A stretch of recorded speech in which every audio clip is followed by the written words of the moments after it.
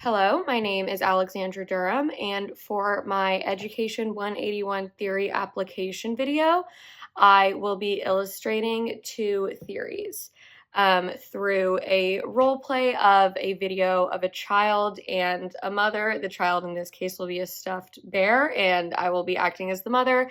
The child and the mother are meeting the mother's friend for the first time in a while. They invited the friend over, and they're kind of catching up on new life events. So the two theories I'll be illustrating is first the attachment theory developed by John Bowlby, and I will be illustrating specifically an anxious attachment style between the child and the mother.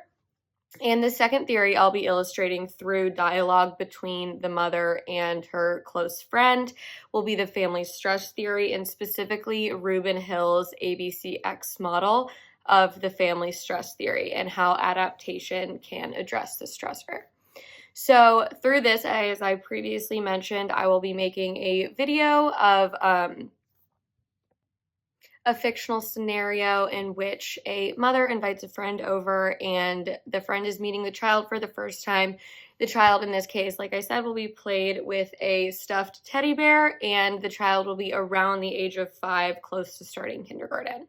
And here's the video.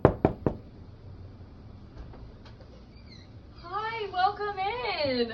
Oh my goodness, I cannot believe you haven't met Daniel yet. Daniel, say hi to Maggie. This is Aunt Maggie. She's my best friend. Say hi. Oh, I'm sorry. He's a little bit anxious. He doesn't like meeting new people. He'll just sit with me for a while, but come on in. I cannot believe you haven't met Daniel yet. This is just so crazy. So he's 5. He's about to start kindergarten. He doesn't talk too much, but he would prefer to be on the iPad. So I'm just going to give him that, and he doesn't want really to leave my side. But while he plays on the iPad, I want to talk to you a little bit. I feel like my anxiety is kind of rubbing off on him. Like, oh no, in what way? Yeah, I mean, I feel like I'm concerned that because I'm a very anxious person around him, that he is starting to develop some anxiety. And you know what? I was reading this article about how family anxiety, it like can rub off on your children.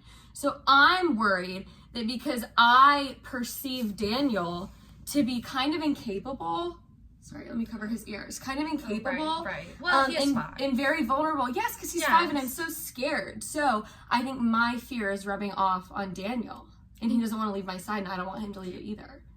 Well, no, it sounds like you both might be anxious. But you need to let him be independent and develop on his own and learn how to solve some problems on his own so he has more confidence. We're both very worried about kindergarten. Kindergarten can be a toughie. Yeah. Which part? So I'm very overprotective. Right. And I tend to exert excessive control over Daniel, which in the article I read is linked to anxiety development in children. And that would just be the worst thing ever. I would not want to rub that off on my child. Well, Daniel definitely closes his ears again, maybe.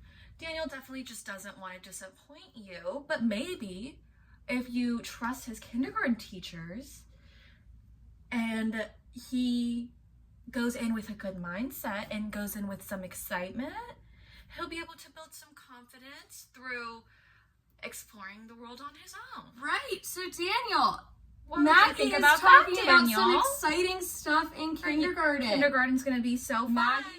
Daniel, go play. I'm gonna go outside and talk to Aunt Maggie for a bit. Come follow me. I wanted to talk to you alone without Daniel. Oh no, what's going on? We've been having some family stress recently. In particular, With John? Yes, my husband John and I, you know. Goodness. My husband John and I, we've been getting in a few arguments, and he's been staying elsewhere some of the time. So that stress, I feel like, is probably leading to Daniel's anxiety a little bit. But I think also having me be so upset about my husband leaving and us having issues is really rubbing off on Daniel. So my stressors are kind of affecting him. And I think I'm not sure how to flip that mindset without a partner, and it's just me with my child. Right. Well, adjusting to a new dynamic, I think, can be very difficult, and it's also hard to learn how to navigate parenthood when things aren't necessarily all fine and dandy. Right. Daniel's quite young, but I also think that, you know, once he understands that, you know, mom and dad are going to put him first and make sure that he's safe and cared for, and it's not going to change how mom and dad feel about him, I think honestly that anxiety will start to dissipate as long as you guys, you know, just co-parent maturely and communicate and limit maybe the conflict around Daniel.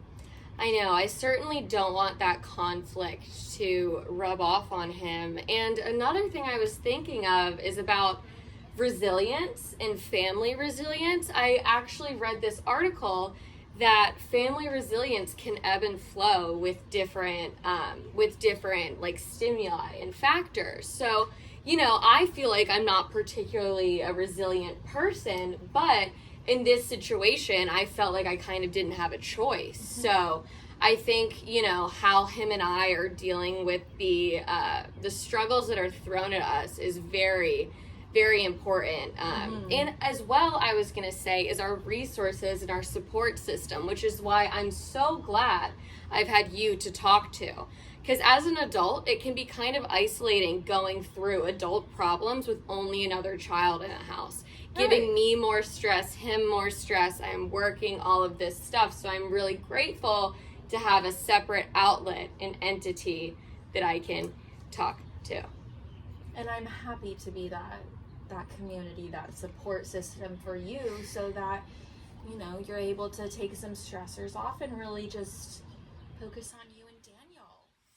And, you know, perhaps Daniel and I could utilize you as a support system, and maybe he'll be less anxious hanging out. It takes a village, It takes a village. It takes a village.